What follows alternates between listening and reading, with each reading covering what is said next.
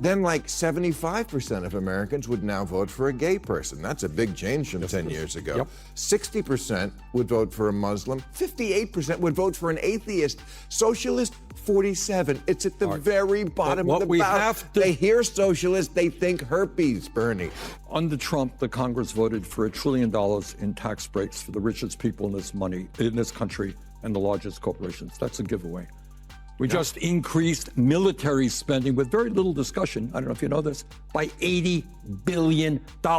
Military industrial complex. Including the Democrats. Pardon me? The Democrats vote for it too. Yes, absolutely correct. Absolutely right. Bill Maher just went after Bernie Sanders with a brutal, no-holds-barred critique during a live television appearance. All right. But that's socialism, the military.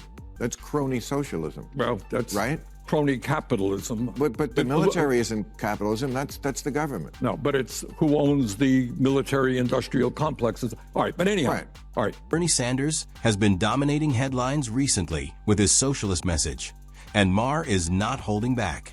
His criticism is direct, sharp, and aimed right at the core of Sanders' political platform. So hit subscribe, and let's get into it. When he ran in 2020, Bernie Sanders said he would legalize marijuana on his first day as president, but that the business of selling pot would be awarded first to those who suffered most from the drug war. And you know what? I can't argue with that instinct. The drug war has been a horrendous instrument of prejudice and punishment for racial minorities, so it seems fair that they jumped the line for weed franchises the way Indians did for casino. But it's also what's holding up Republican support for legalizing weed nationally, which would be good for everybody. And these are the hard, practical choices the Democrats have to weigh. Redress the past or reach out to the gettable white voter who says, you know what, I'd like a shot at getting in the pot business. Here, Bill Maher isn't criticizing Bernie Sanders simply for supporting marijuana legalization if he becomes president. His focus is on the strategy behind the idea. Sanders' reported plan to give Latinos priority access in the early stages of cannabis business ownership has drawn criticism, especially from Republicans who call it risky and politically motivated. Critics argue it could create unexpected problems or encourage existing illegal markets. Whether that concern is valid or not, Maher's argument goes beyond the policy itself. He is mocking what he sees as identity-based decisions taking priority over practical thinking. Instead of supporting a controversial approach, Maher suggests a neutral system that, in his view, avoids using race as a deciding factor. His point isn't just about the policy. He's questioning the idea of selecting winners based on identity instead of ability, fairness, or qualifications. Bernie Sanders, his big thing was always bringing single-payer health care to our country of 340 million. But when liberal, tie-dyed Vermont tried to do it for a population of 626,000, it collapsed like that poor in the Oval Office last week. Bernie, AOC, Mandani are not Democrats. They'll be the first to tell you that. They're democratic socialists, and that's a very different thing, and I don't think people know that yet. Bill Maher then turns his attention to Bernie Sanders' support for a single-payer healthcare system, and he doesn't hold back. Maher criticizes the idea with a sharp and skeptical tone, pointing to Vermont's experience as a major example. He argues that the plan struggled in a state that seemed like a perfect place to test it because of its smaller size and liberal political environment. Despite those conditions, the proposal eventually faced financial problems and practical challenges. To Maher, that failure isn't just a small detail. He sees it as the main issue. He questions how a system that struggled in a smaller and more supportive environment could possibly work across a large and complicated country like the United States. In his view, it supports his larger argument that major socialist ideas may sound attractive on paper, but often face serious problems when they meet real-world costs and implementation challenges. Suggesting if we move toward a Medicare for all single-payer program, which guarantees health care to all people, it would cost a lot of money. That's true. But what they forget to tell you is it would be much more cost-effective than the dysfunctional system we have right now, which is the most expensive per capita on earth. But it couldn't even work in your home state of Vermont. They were going to institute it, and the governor said, it's going to cost too much money. We just can't do it. It would be the entire budget. No, well, That's true. Well, I'm not the governor of the state of Vermont. I'm the senator from the state of Vermont. This is where critics argue the situation starts to seem somewhat ironic. Vermont, a small progressive state and Bernie Sanders' own political base, once considered creating a single-payer healthcare system, but later abandoned the idea after finding the costs would be too high. For many skeptics, that example remains a major contradiction. They question that if a state with a smaller population and strong liberal support couldn't make the system financially work, how could the same approach realistically succeed across the entire United States? That's the concern they continue to raise. Sanders still argues that single-payer healthcare could be a more affordable solution over time, but critics point to Vermont's experience as evidence that the financial calculations may not be as simple as they sound. To them, this isn't just a debate over ideas. It's a real-world example that adds to concerns about whether major healthcare changes can actually achieve their goals. Then the question is, Bill, you tell me, why is it that every other major country on earth, I will tell you why. Because they control both ends of it. If you're saying that the government is going to pick up the tab, but not make the insurance companies, the hospitals, and the doctors not gouge people, right, then we are going to break the budget. It has to work both ways. Exactly. Okay, so then but here's an example. So you're going to make the hospitals do that? You're going to because that the is United socialism. States is the only major country on earth that allows private insurance companies to make huge profits in the healthcare system. Right. The function of healthcare should be to provide quality care to all people, not to make huge profits to the drug companies and insurance companies. That's one of the biggest challenges facing any universal healthcare system. Even if the government promises coverage for everyone, critics question whether it can prevent hospitals, drug companies, and healthcare providers from taking advantage of the system to increase profits. Maher argues that without strong cost limits and proper oversight, providers could raise prices, charge for unnecessary services, or inflate bills, causing expenses to rise far beyond expectations. In that situation, a plan designed to lower healthcare costs could turn into a large and inefficient system that becomes even more expensive than the current one. Governments would then face difficult decisions, including raising taxes, reducing benefits, or adding stricter rules that could affect access and quality. Critics say the concern is not just about the idea itself, but about the incentives created by the system. Without careful planning, they argue, a program meant to make healthcare more affordable could end up creating a larger financial burden for taxpayers. DSA are radicals about this concept, and radical economic policy is always ineluctably married to radical social policy. Their platform, for example, calls for completely open borders. They're for what Biden was doing, but more. You think you're going to win an election on that? This just seems like more extremism at a time when Americans are begging both parties, please, could just one of you act normal? Bill Maher then turns to what he describes as Bernie Sanders' more relaxed approach to immigration, criticizing what he sees as weaker enforcement. Maher focuses on concerns that many Americans already debate, arguing there are problems with oversight and accountability.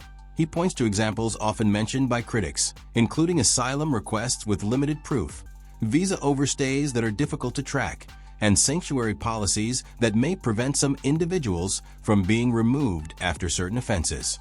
But Maher's main argument is not that immigration itself is the problem. He says the issue is having a clear system with proper control. In his view, a country needs strong rules, consistent enforcement, and a process that is fair to both citizens and those who enter legally. Without that balance, he argues, the system can become difficult to manage and may weaken public confidence rather than helping strengthen the country. It's either defund the police or military in the streets. Either MAGA's crypto crony capitalism or city-run grocery stores. No, I don't want that. I want a Democrat who reassures me if you like your Whole Foods, you can keep your Whole Foods. Governor-elect Spanberger once said about Biden's presidency that, quote, nobody elected him to be FDR. They elected him to be normal. Normal!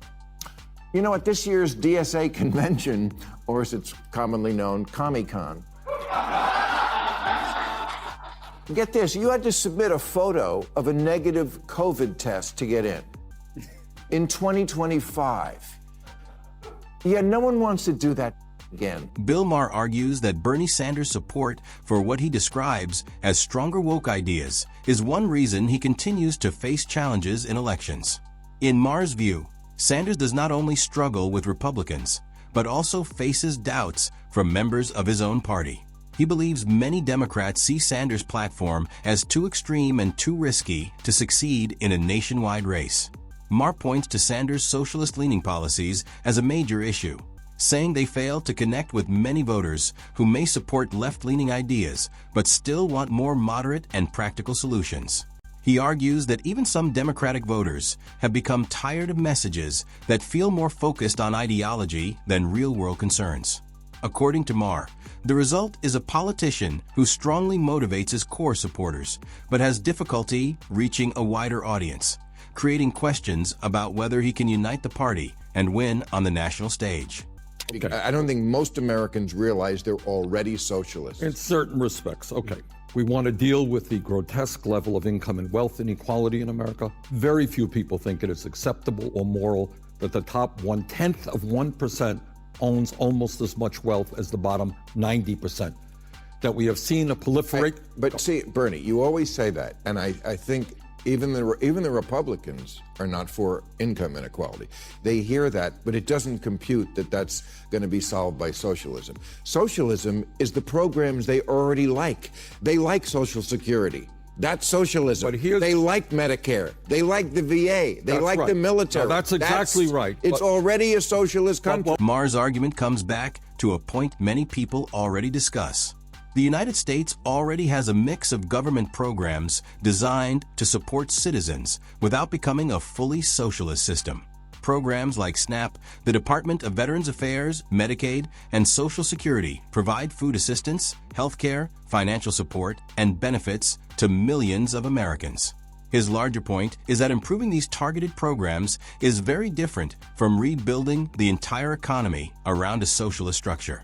Critics of broad socialist systems often point to countries such as Venezuela and North Korea as examples of the risks they believe come with too much government control, including economic problems, shortages, and fewer personal opportunities. The main message is simple. Keep improving programs that work, address the ones that fail, but avoid replacing the entire system with a major overhaul that could create new problems. You won't be getting their vote. Then like 75% of Americans would now vote for a gay person. That's a big change from 10 years ago. Yep. 60% would vote for a Muslim. 58% would vote for an atheist. Socialist, 47. It's at the very bottom of the ballot. They hear socialist, they think herpes, Bernie. Many Americans remain cautious about socialism for one main reason. They don't believe it works well in the real world. The idea can sound appealing at first, with promises of fairness, equality, and making sure everyone has their basic needs covered. But critics argue that the results often look very different in practice. They say that when governments control too much of the economy, inefficiency can grow, innovation can slow down, and motivation to work or invest can decrease. Over time, they argue, this can lead to weaker economic growth, fewer opportunities, and lower productivity. They also point to concerns about government control.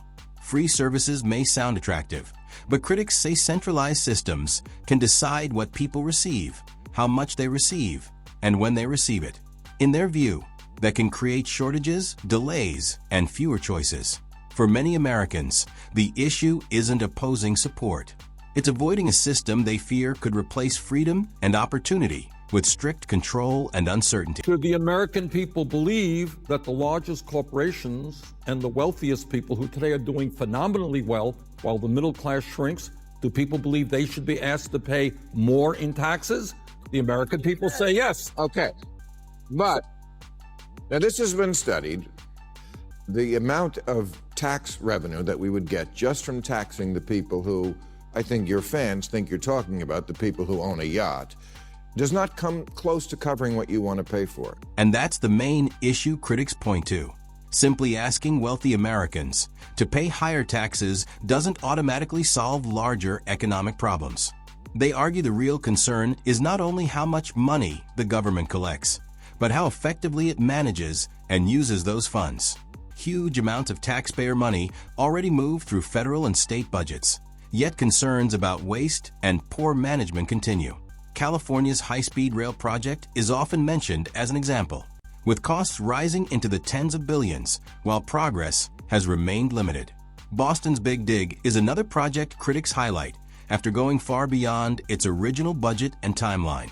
Even federal programs have faced criticism over billions lost through mistakes, improper payments, and fraud. The argument is straightforward.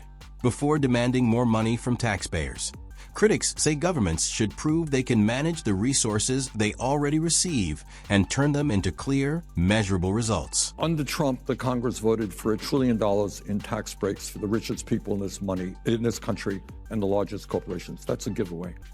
We just increased military spending with very little discussion, I don't know if you know this, by $80 billion. Military industrial complex. Including the Democrats. Pardon me? The Democrats vote for it too. Yes, absolutely correct. Absolutely right. At the center of these arguments is a debate between practical solutions and political ideas. Critics like Bill Maher argue that large-scale socialist proposals, from open borders to single-payer healthcare, may sound appealing in theory, but often face serious problems when put into practice. They point to examples like Vermont's healthcare struggles, government inefficiencies, and the risk of abuse as reasons to be cautious about expanding government too far.